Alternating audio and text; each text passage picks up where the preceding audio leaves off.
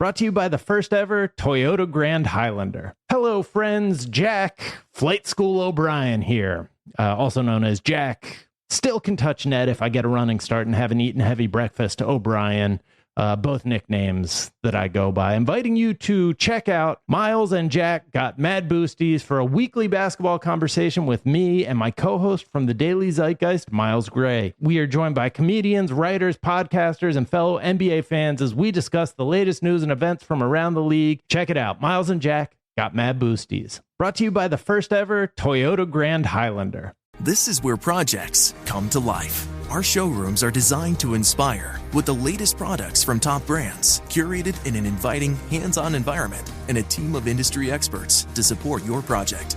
We'll be there to make sure everything goes as planned, from product selection to delivery coordination. At Ferguson Bath, Kitchen, and Lighting Gallery, your project is our priority.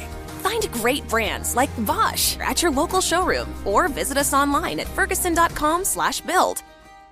Welcome to the newest edition of the Giants Huddle Podcast, brought to you by Citizens, the official bank of the New York Giants. Well, we already gave you 2 huddles this week, including the rapid reaction, but we thought it would be fun to give you a third. Our rotation for most of this offseason will be 2 a week. We'll get you 3 when we get to some busier periods here. But we did one final Giants Hangout podcast of the season, and go check that out, folks. Search for the Giants Hangout on your favorite podcast platform. Find it on the Giants mobile app, or go to giants.com/podcast. Our quartet had a big conversation about what the Giants have done in terms of their coaching staff and what the offseason might mean for this team moving forward. So let's check it out. The Giants Huddle is brought to you by Citizens, the official bank of the Giants. From game day to every day, Citizens is made ready for Giants fans with insights, guidance, and solutions. Learn more at citizensbank.com. Without further ado, here's Lance Meadow, Russ Salzberg, Howard Cross, and Matt Sytak.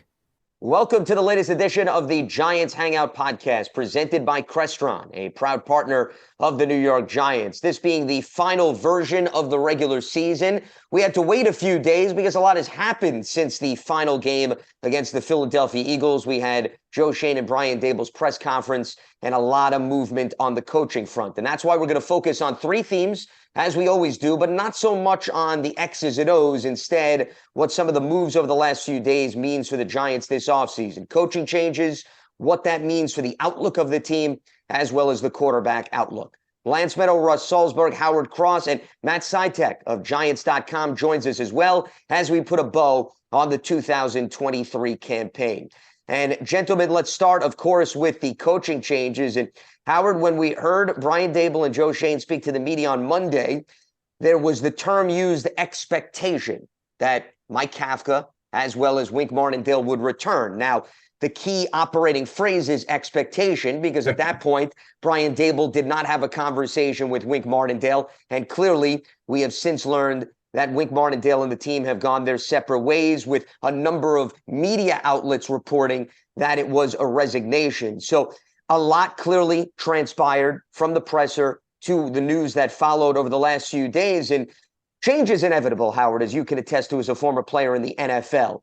But as far as what this means for the defense, I think they were hoping and excited about building continuity based on what the defense put forth this past season and some of the individual movement on the roster front in terms of guys putting together career years. And now, unfortunately, the Giants are going to have to start fresh with a new coordinator and a new scheme. Yeah, you get a new coordinator, you get a new scheme. I mean, it happens a lot with teams, depending on if you have a really great success, if somebody come by and cherry picks that guy from your team, he goes off to be a head coach somewhere else, or some guys just move on, whether they resign or get fired, they just move on. So it's not an uncommon thing. Guys are, used to it, believe it or not. They learn schemes, they pick things up. 2 years ago, they were running something else. They picked up Wink's scheme in a year. The year before, they had a really good defense. Last year, they played really well. So it's not uncommon for teams to change coordinators. It just depends on when the guy that comes in, whoever that guy may be, if he's a good teacher and able to get the guys together and have them on the same page. And Russ, as far as what this means from a dramatic standpoint, based on the media reports, we heard that there perhaps was a lot of back and forth. Maybe the relationship between Brian Dable and Wink Martindale wasn't positive. But the bottom line is now Brian Dable can move forward and he can once again put his own stamp on the defensive side of the ball as a new face and a new voice will come in. Listen, I was a big fan of Wink. Okay. I liked him. I thought he did a good job. As Howard said, change is inevitable. It happens all the time. We're seeing change in the world of football these past 2 days between Bill Belichick and Nick Saban. Change is inevitable. Bigger guys than Wink Martindale have changed jobs. The Giants will be fine. The defense will be fine. The players will be fine. Players play, coaches coach. And you could throw Pete Carroll into the mix as well, moving on from the sidelines, at least with the Seattle Seahawks. It has been an eventful week. And Matt, it's unfortunate because, relationships are so critical when it comes to players and coaches and coaches and coaches. And clearly there seemed to be, at least according to reports, evidence of some friction on the relationship front. And that's more of a reason why it may be a positive to bring in a new voice and a new face. But the Giants defense, at least, had some principles to build off of. They were extremely opportunistic this past season. They were tied with the Baltimore Ravens in turnover differential and takeaways for number 1 in the NFL. So whoever the new defensive coordinator is has some big shoes to fill in terms of piggybacking off of that, as well as trying to build off of how many players we saw from an individual standpoint make some big strides this season. Oh, definitely. And, as Russ alluded to, Wink, he's a good defensive coach, but if you look at the Giants defense the last 2 years, it's not like the defense was the best unit in the NFL. I mean, last year, the 2022 season, the Giants run D was clearly the Achilles heel of the defense. They went into the offseason clearly trying to address that position, added A'Shaun Robinson, Rakeem Nunez-Roches, Bobby Okereke, and they came back this year and the run defense struggled again. I mean, part of it was definitely, Leonard Williams being traded halfway through the season, but that was a consistent weakness of the defense that just did not get better over the last 2 seasons. And as you refer to, they are definitely some building blocks on the defense for the next defensive coordinator, whoever that may be, to come build around. Dexter Lawrence has become one of the best defensive players in the entire NFL, regardless of position. Just yesterday, his fellow players across the NFL voted him an All-Pro on the NFLPA Players All-Pro team. So that's clearly how the fellow players around the league feel about Dexter Lawrence. And Bobby Okereke came in and had a huge impact on the Giants defense. So there are building blocks for whoever comes in next to build around. But I do want to say, I think just almost as important as those player building blocks are a couple of coaching building blocks that are also currently still in the building. I don't know if Dexter Lawrence has as amazing of 2 season stretch that he's had without the development and guidance from Andre Patterson, who has become one of the best defensive line coaches, or at least should be respected as one of the best defensive line coaches in the entire NFL. And also Jerome Henderson in the secondary. These are 2 very well-respected position coaches around the NFL. And you have seen that what they have been able to do with some of the young players on the Giants team that have taken huge steps over the last couple of seasons under their guidance. I think that's an important element to note because you look at what Xavier McKinney did the last few seasons. You also look at Deonte Banks, the rookie. So he's going to at least have his same positional coach. And Andre Patterson did a heck of a job in Minnesota developing all those defensive linemen, including Danielle Hunter, who was in that Pro Bowl All-Pro conversation, just like what we saw with respect to Dexter Lawrence. So, Howard, that's encouraging because these individuals will be working under the new defensive coordinator. But I want to bring up something that you hit on. Every 2 years, it has been a theme.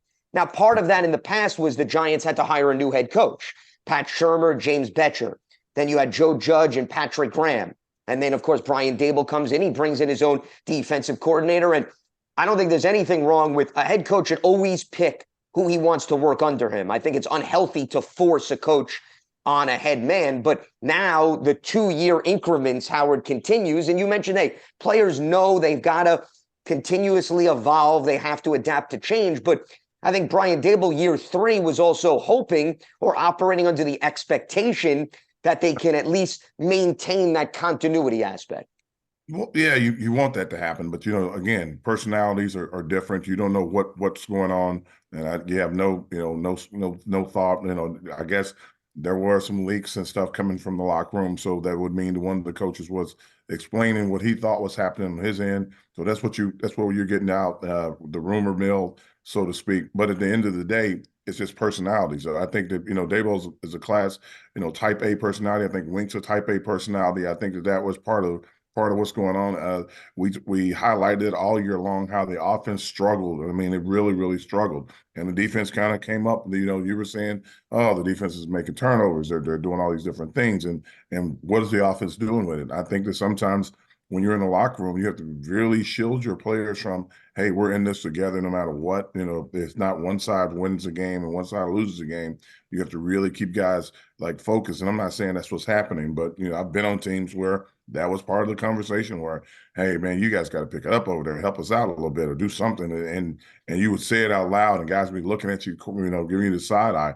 But you really want to keep guys together, keep guys focused, keep guys grinding. And if that's, part of the personality traits of coaches, hey, we're doing our job kind of conversation, that's not, togetherness. We're in it together is always the answer.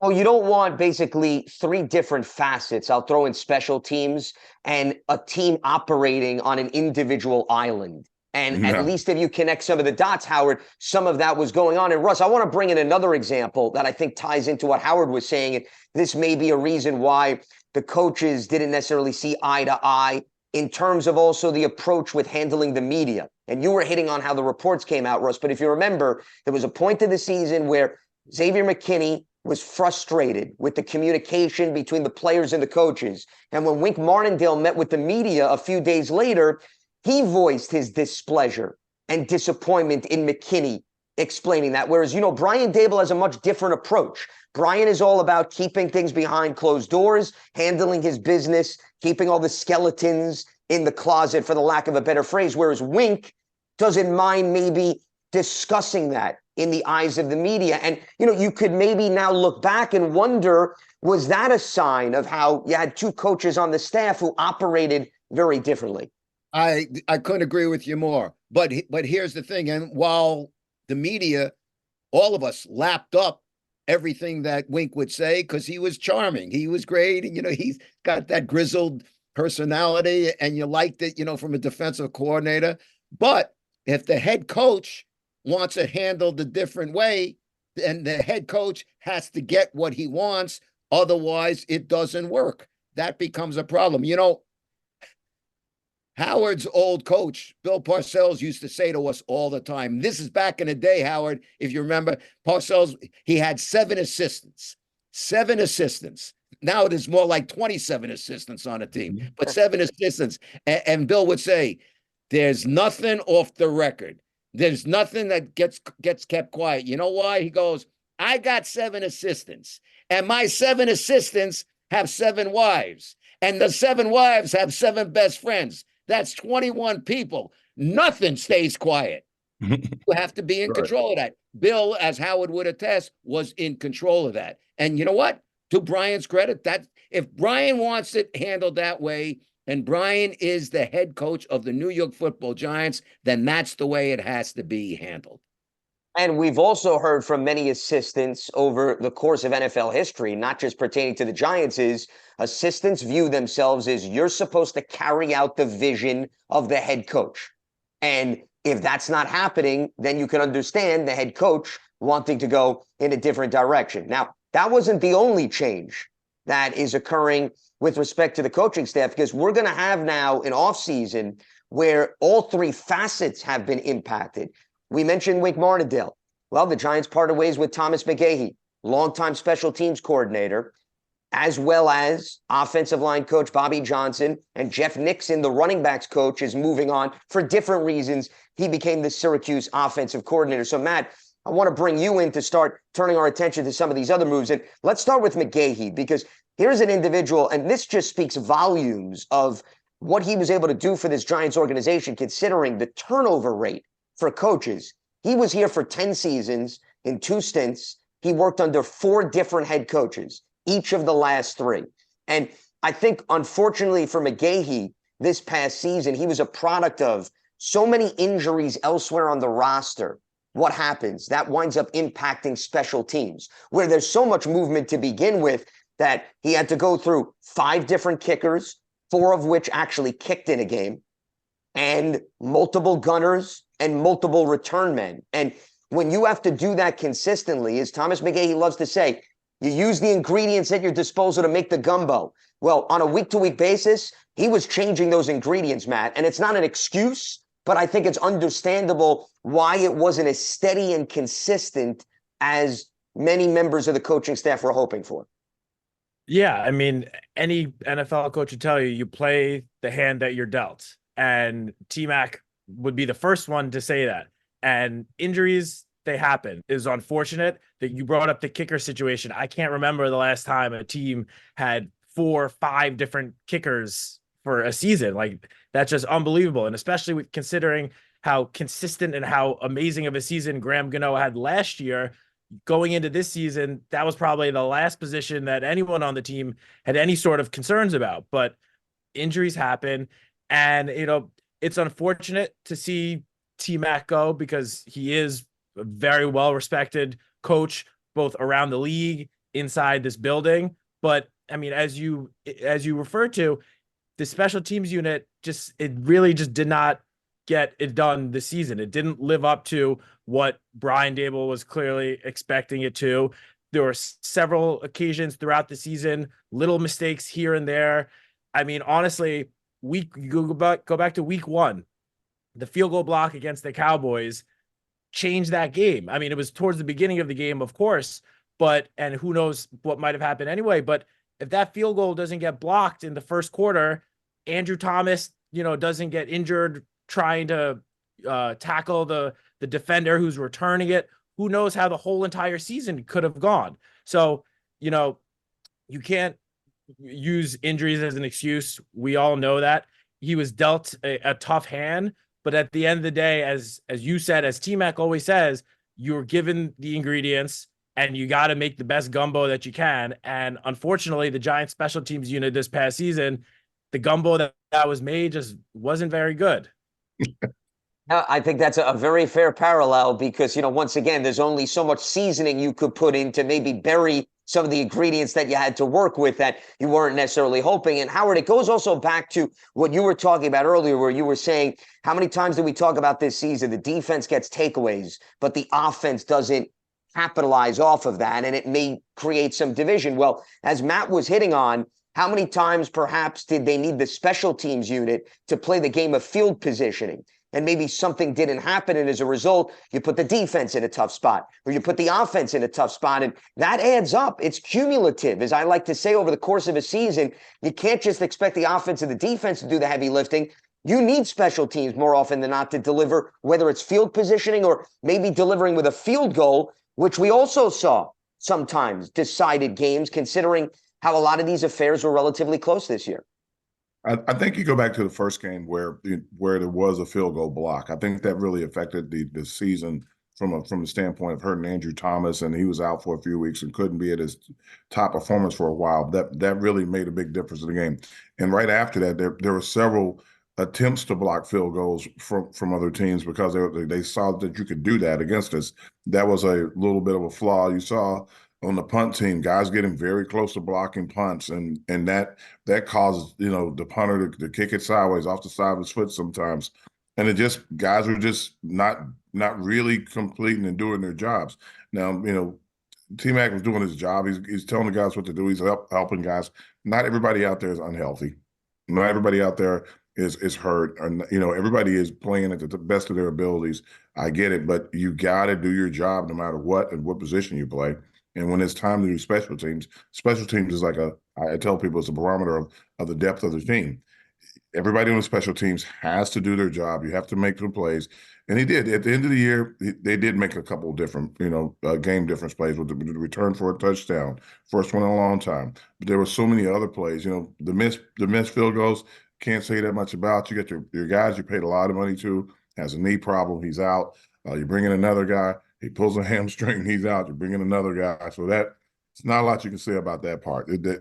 That's just part of the game. Sometimes these guys they get hurt, but the guys that are around them, not the guys that are kicking the balls, the snaps, the holes, everything else, just wasn't really working. And in the return game, it struggled until you brought somebody in. And and I'm pretty sure that he's not making decisions on which receiver to keep or which DB to keep or which running back to keep. He's like if he could make decisions on who he kept as a returner, he would have kept the returner right off the bat, and maybe the return game would have looked differently for the entire season. So he is like the victim of circumstances of who's on the team, the production he was getting out of the guys, and how they played. But he's a victim of circumstance because he can't do a lot other than what's given to him.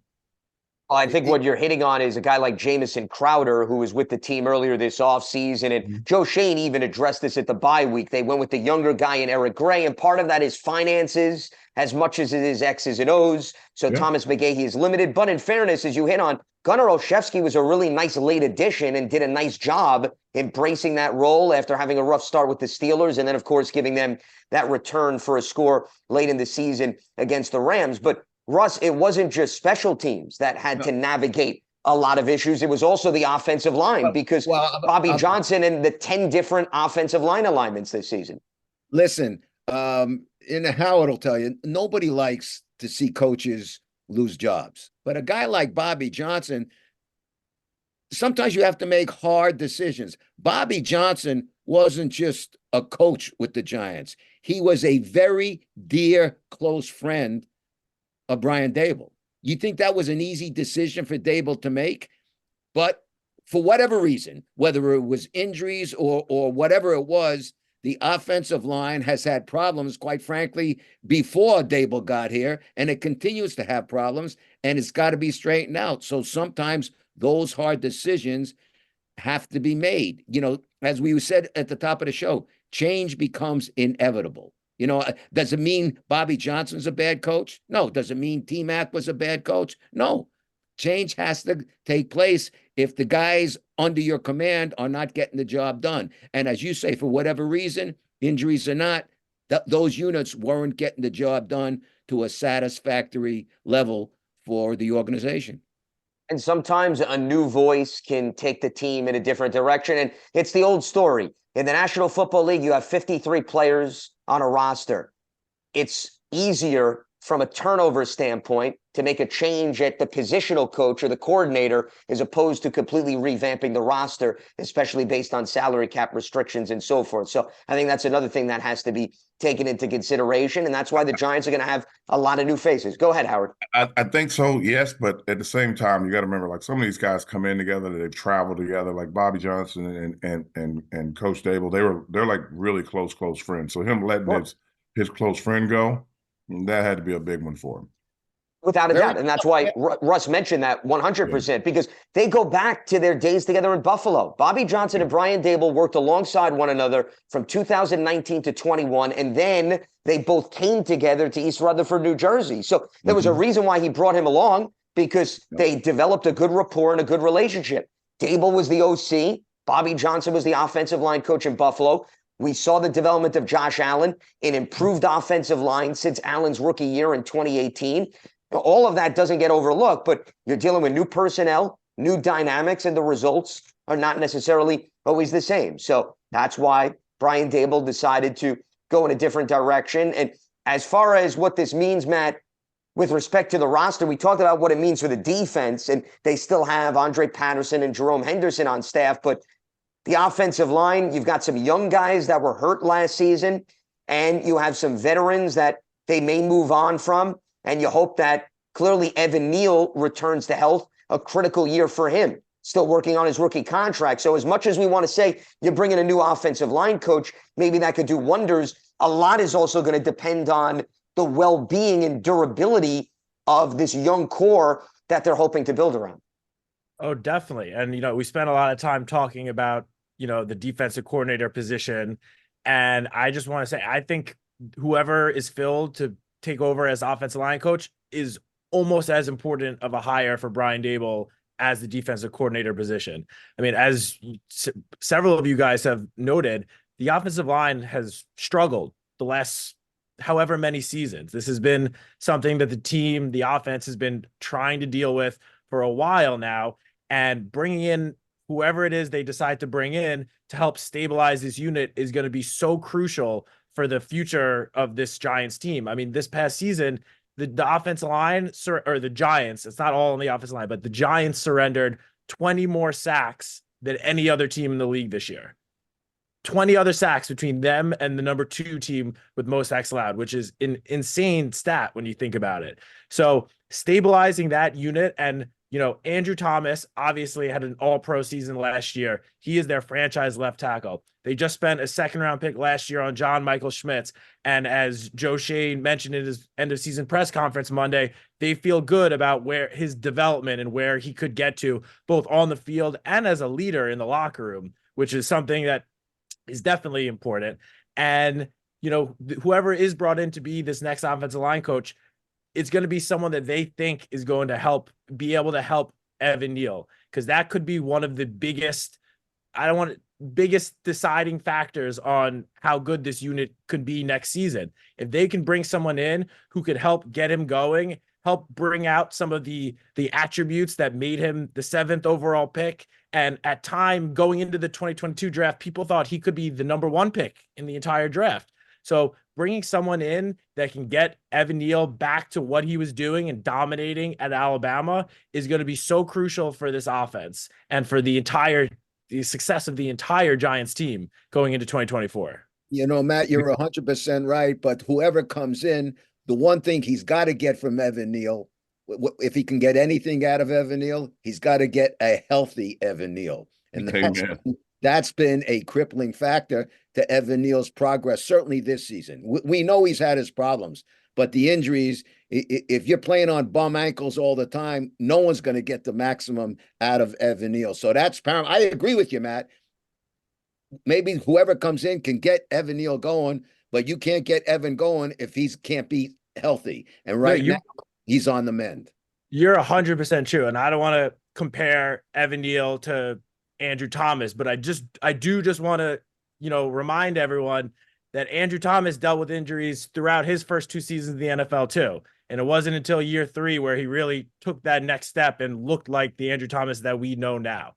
So you're 100% right that Evan Neal has got to be healthy going into next year. But if he is, and they bring in this new coach that can help bring out the best of him, we could see a totally different Evan Neal in 2024 than we've seen the last 2 seasons.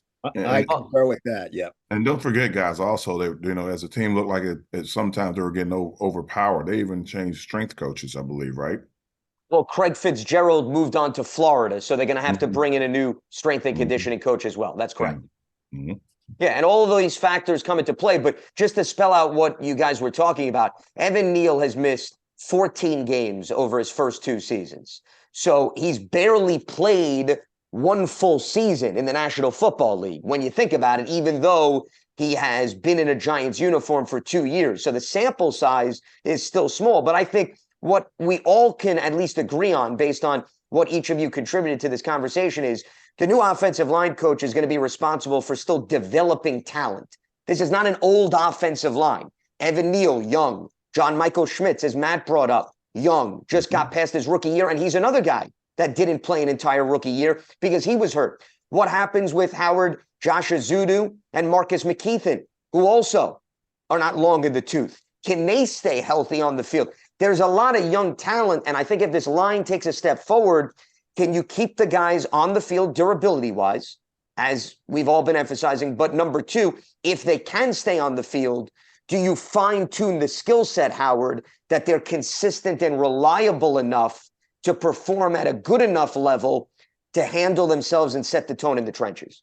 Well, what they're going to have to do is, once you get everybody healthy, you get a healthy 5 guys, they're going to have to do the one thing that's been plaguing the team for the last 5 years. They got to find some way somehow to teach these guys how to handle the twist and the stunts. If they can figure out how to get these guys proficient in handling and passing off twists and stunts and getting their eyes up so that they're not just locked on one guy or following one guy to a spot, then their line play will increase dramatically. That's been the one thing that every line coach that's come in has been having a problem with teaching this group of guys, or whichever group of guys it's been, how to pick those up. And that's the thing that's been plaguing them. The first game of the season, Dallas started off running twists and stunts, and then every team after that ran them for a while. Then once they stopped running them, all of a sudden the offensive line looks great. But that's the thing that you got to figure out, how to pick these guys up, especially the quicker guys that are explosive off the ball. You got to be prepared for that and find a way to be able to handle that. That's even before anyone blitzes, before an extra guy comes or anything. You got to be able to pick up those four guys in front of you with the twists and stunts. You got to be proficient in it.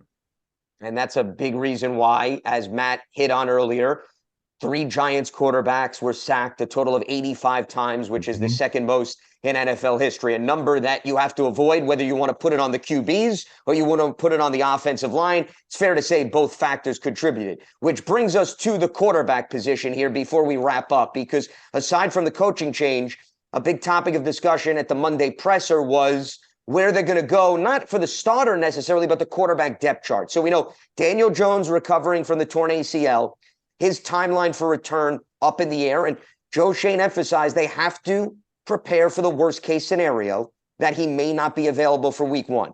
We know that means Tommy DeVito is the only quarterback right now currently under contract who is healthy. Tyrod Taylor, a pending free agent. And they have Russ, the 6th overall pick. Now, Joe Schoen made it clear Daniel Jones is their guy. And when healthy, he will be the starting quarterback. But like any team, and especially this year, 11 of the 16 AFC teams had to go to a backup quarterback. So even if you hope and pray that your quarterback's going to stay healthy, the NFL gods then look at you, they laugh at you, and they have a good chuckle at your expense. So you have to prepare accordingly. And I think the Giants need to prioritize, do you bring back Tyrod Taylor? That is not off the table, as Joe Schoen indicated. Do you go younger in the draft? Do you have to take that into consideration for the salary cap? Or do you feel good enough about Tommy DeVito that he's the insurance policy? So a lot of things, Russ, that the Giants front office has to weigh here.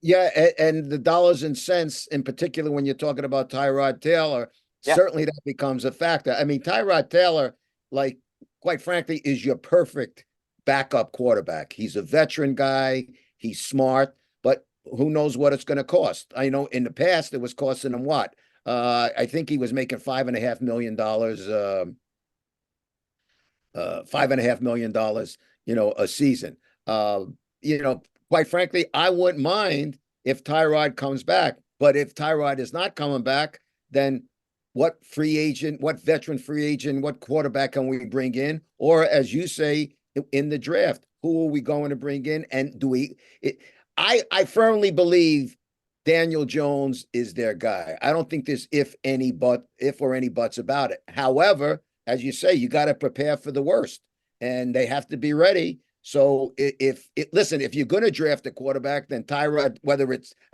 when I say draft a quarterback, I'd be knocked over with a feather if they drafted a quarterback with their first pick. I don't see that happening at all because Daniel Jones is their guy. But if you're going to bring in a quarterback, you have to have confidence that that guy could be the backup, because they're certainly not going to draft a quarterback and then have Tyrod Taylor come back. I'm taking notes. When we get around the draft, we will run an experiment with Russ. We'll tar and feather him in center square to determine whether or not he does fall over or he stays upright in the event that the Giants do draft a quarterback. So wherever you are, just make sure that you took note of this. Let draft a quarterback with their first pick is what correct. Yes, with the 6th overall pick. No, I heard you loud and clear, and we're going to make sure that it's documented crystal clear here on the Giants Hangout. We take notes. We're studious in everything that we do here moving forward. So I'm glad that you at least put it in perspective from that standpoint. In fairness, though, Matt, and I want to bring you into the dialogue too, I think Russ brings up a number of interesting points. Now, even if they decide to go younger to help some of the salary cap constraints, and we've seen a lot of teams do that because, as Russ hit on, it's the going rate of about $5 million a year for a veteran backup, and every team does not have that luxury.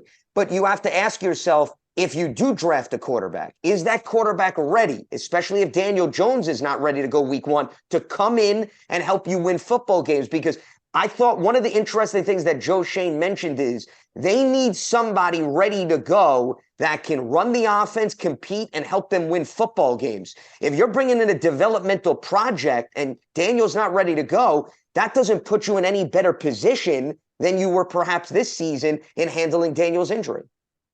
Yeah, I mean, you nailed it on the head. I mean, whether it's if they draft a quarterback, whether it's day 1, day 2, day 3, it's a tall task to have that rookie be ready to go potentially to start week 1 of the NFL season in their first year in the league. Like that is a big ask, even for we've seen it in recent years with guys that are taken, number 1 overall, top 3, top 5 overall. Those quarterbacks, you see they tend to, whether or not they're ready for it, teams put them in to start right from the get-go.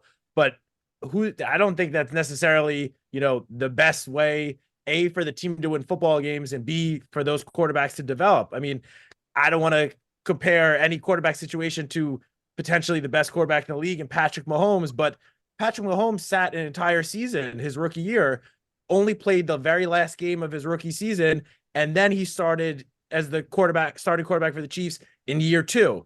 Aaron Rodgers sat the first 3 years of his career before he finally got a chance to start football games. So I get that in an ideal world, you would like to bring, a rookie quarterback in on a rookie contract and have that guy be ready to go as your insurance plan to start for week 1 in case Daniel's not ready.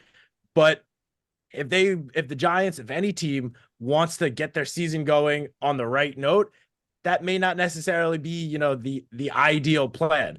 As we saw this year, I don't know the exact number, 60 something quarterbacks started a game in the NFL this season. It was the second most in NFL history, with the first most being 2022, where there was 1 or 2 more quarterbacks that started a game. So the last 2 seasons, we have seen more starting quarterbacks start a game than ever before in NFL history. So, which just highlights how crucial the backup quarterback position is. And frankly, I couldn't tell you right now which way the Giants are going to go with that position, whether it's bring Tyrod back, bring in a different veteran, bring in a rookie. Joe Shane has made it clear that they are going to address the position in some capacity, but honestly, I think it's a little too early to say which route exactly they do go, but you can bet that they will be bringing someone in that they do feel confident will be able to start from week 1, just in case Daniel Jones is not fully recovered from that torn ACL. Well, and Matt, to your point, Cleveland had 4 different quarterbacks start this season and still won double-digit games and made the playoffs. So if that doesn't spell out how crazy this season was, then I don't know what is. And Howard, I want to give you the last word, but one other thing that I want you to respond to that, Matt was hitting on is the timeline here. The good news is by the time the draft comes along, they'll have a better idea of where Daniel Jones is in the rehab process. So it's not as if they have to make a decision tomorrow, but free agency comes first. And when free agency starts, a little bit earlier in the year compared to the draft. So if you do like the free agent options or you want to bring back Tyrod Taylor, that you have to operate with before you may have a good grasp of where Daniel's going to be closer to the start of the season. I think there are a lot of factors that you have to think about. First off, like Daniel's a running quarterback, so his legs are his his honey pot, most of all. So him coming back at 100% is one thing, but him coming back mentally 100%, being prepared to run, to cut, for people to be around his legs, that's usually, that takes a lot to get to. Someone's going to have to hit him to get him like, okay, I'm all right, I'm safe, I'm fine. Right. And that's the hardest thing to get by. That's number 1. Number 2, you have taken the factor, why is he hurt in the first place? Like, okay, well, he didn't have a lot of protection. You're talking about 80 sacks. The 80 sacks for the season. You're going to have to address that offensive line. I know that we're talking about the quarterback constantly and who can back up Daniel, or who can stand in there for Daniel if Daniel's not ready.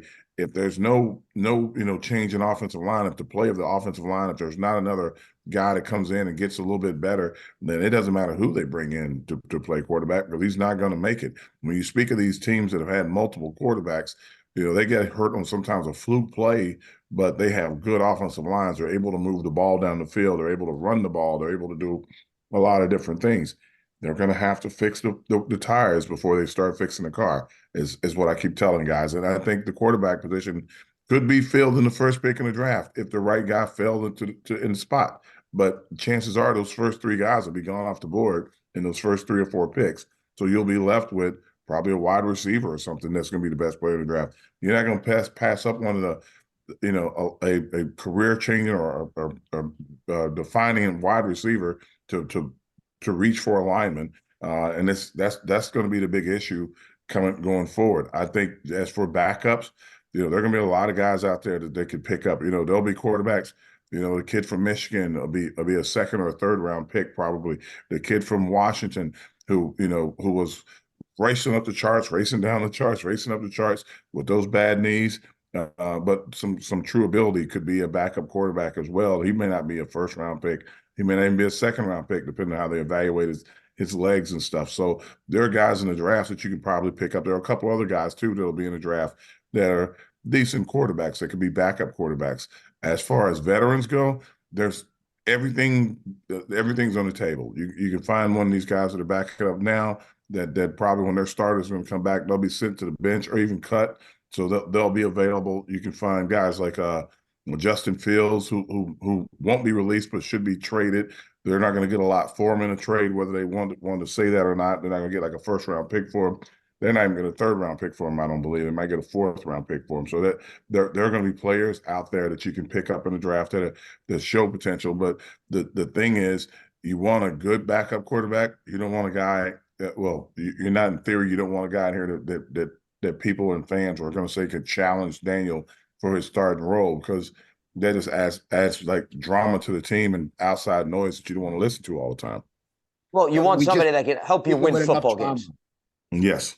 Yeah, they have had a lot of drama. I don't think they want more, but I think the bigger priority has to be, are you confident the quarterback can run your offense, keep you competitive, and win football games? So that's why, to use your car analogy, the tires have to be in good shape. So is the infrastructure. But even the backup driver matters at the end of the day to help navigate things, even if he's got to get out of the car and push it himself and try to keep the offense afloat. With that being said, yes, that is going to wrap up the last regular season edition of the Giants Hangout podcast. It is presented by Crestron, a proud partner of the New York Giants. We appreciate everybody tuning in all throughout the season, as we usually recap every game and look forward a little bit different as we took a look to what should be an eventful offseason and the impact of some of the coaching changes. Lance Meadow, Russ Salzberg, Howard Cross, Matt Sitek of Giants.com with you. You can stay locked to all the latest with respect to the Giants on Giants.com, the mobile app, and your favorite podcast platform.